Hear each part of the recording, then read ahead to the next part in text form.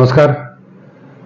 सहकाराच्या माध्यमातून महिलांचं आर्थिक सबलीकरण सक्षमीकरण व्हावं यासाठी सहकार भारती नेहमीच प्रयत्नशील असते आणि याच प्रयत्नांचा एक भाग म्हणून दिनांक 10 आणि 11 मे 2025 रोजी गणेश कला क्रीडा मंदिर पुणे या ठिकाणी महिला बचत गटांनी उत्पादित केलेल्या उत्पादनांचं एक भव्य प्रदर्शन आपण आयोजित केलेलं आहे.